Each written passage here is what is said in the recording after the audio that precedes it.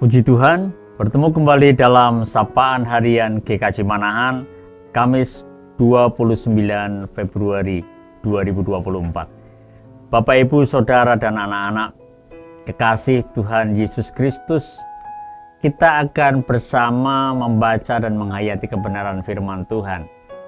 Dan mari kita mengawalinya dengan doa. Bapa yang Maha Baik, kami mengucap syukur oleh karena kesempatan yang Engkau berikan kepada kami untuk bersama membaca dan menghayati kebenaran firman-Mu. Juga mengucap syukur oleh karena penyertaan-Mu dalam setiap aktivitas kami. Saat ini kami akan membaca dan menghayati kebenaran firman-Mu. Kami siap untuk mendengarnya, untuk menghayatinya. Kiranya Tuhan yang memberkati supaya kami bertumbuh dalam kebenaran firman-Mu. Dan itulah yang menjadi pandu bagi kami dalam menjalani kehidupan sebagai pribadi, sebagai keluarga, sebagai komunitas, sebagai gereja, sebagai bagian dari warga negara Indonesia. Kami rindu agar kami dapat berkiprah, dan kiprah yang kami perankan itu kiranya senantiasa seturut dengan kebenaran firman-Mu. Di dalam nama Tuhan Yesus Kristus kami berdoa dan mengucap syukur. Amin.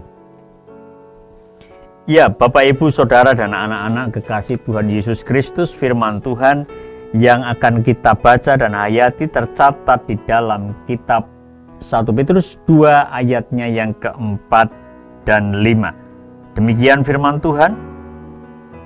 Datanglah kepada Dia, batu yang hidup itu, yang memang dibuang oleh manusia, tetapi dipilih dan dihormati di hadirat Allah.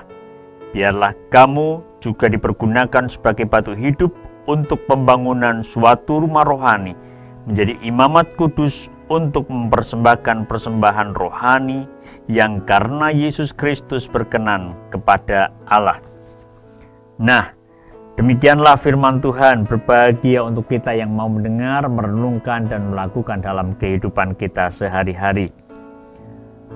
Ada perintah, ada nasihat, ada dorongan untuk kita semuanya.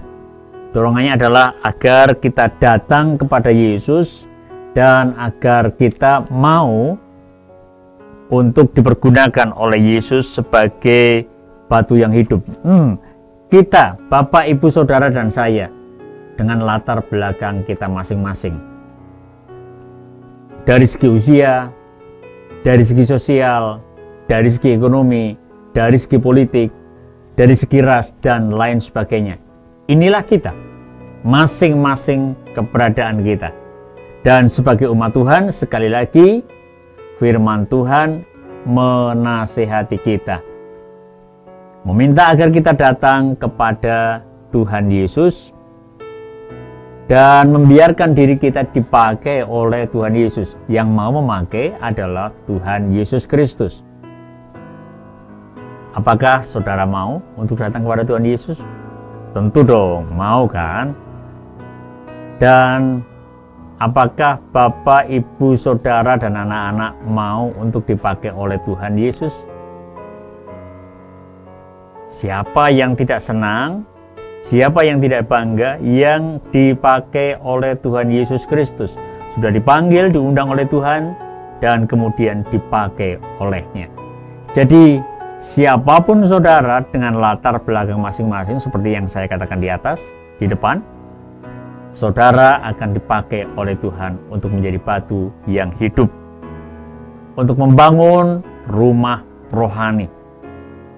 Rohani, spiritual itu sangat penting dalam kehidupan kita.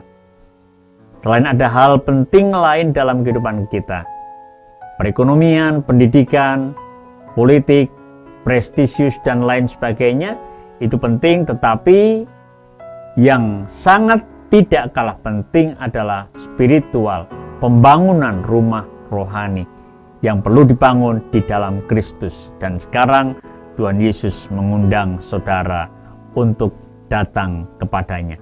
Tuhan Yesus ingin mempergunakan saudara dan saya menjadi batu yang hidup untuk membangun sebuah rumah rohani. Tuhan Yesus memberkati, dan mari datang kepadanya. Amin.